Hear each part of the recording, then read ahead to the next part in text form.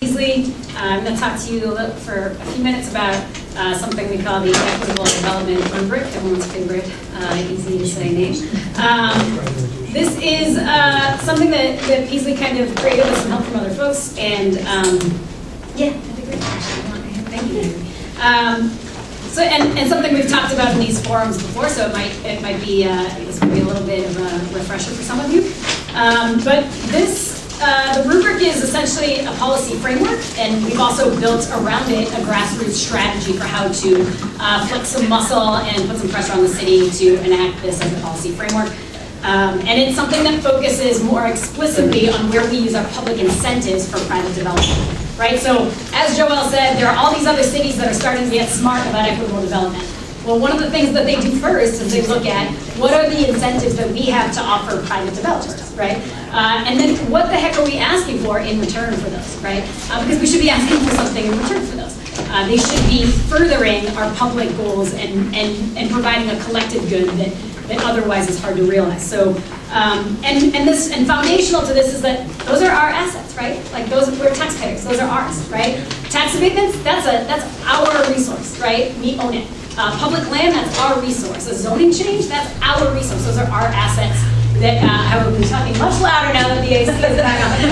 Right, those are our resources. So we need to pressure our city government to be better stewards of those resources, right? And if we're gonna give those up, we should be giving them up for a good return for our communities.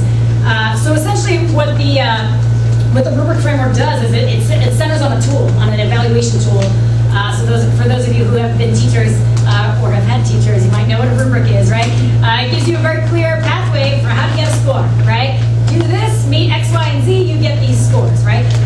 What we are advocating for is an equity rubric, right? We should be looking, given our well-documented problems with inequity in Cincinnati, we should be baking into every public-private consideration of a partnership, baking in equity gains, right? Why we're not doing that is beyond me, right? So what does that look like?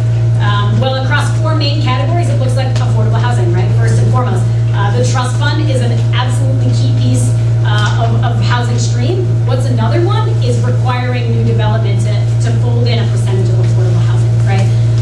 So a project, any given project could be scored on how affordable its housing is, what percentage of housing is affordable at what levels, right? Second, jobs and labor, right? The other piece of this, why do we have an affordable housing crisis? Because people don't have access to jobs that pay them enough to afford what the market asks of them, right, for housing. So every developer says, oh, we're going to bring you all these jobs because we're bringing development to your city. Well, what are those jobs? How well do they pay? Who do they go to, right? Are they helping us get to where we need to go? Beyond that, the two other main categories are community input and something we call community footprint.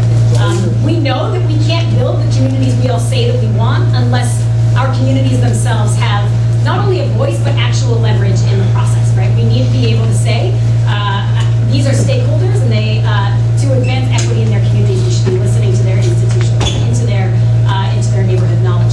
There's a whole bunch of other extra credit categories within the rubric. All of that, we tried not to snow everybody under with paperwork today, so all of that is available on our website. Go to peasleyscenter.org/rubric. But essentially, where does this go? Any given project then gets an overall equity score. That score is what should determine whether or not we give them public subsidy, whether the subsidy is warranted, right? That subsidy can go to offsetting the finance gap that a developer is taking on to bring us a community benefit. That's how it should work, right? Not just like you show up, we're so grateful you're here, you just get whatever you ask for, right? And that's where we need to be smartly adjusting our policies. We also think there's lots of really exciting possibilities for how we use this scoring system across our city, right? The way it works now is just people get what they want, but they only go to the neighborhoods where the profit is to be made, where the most profit is to be made.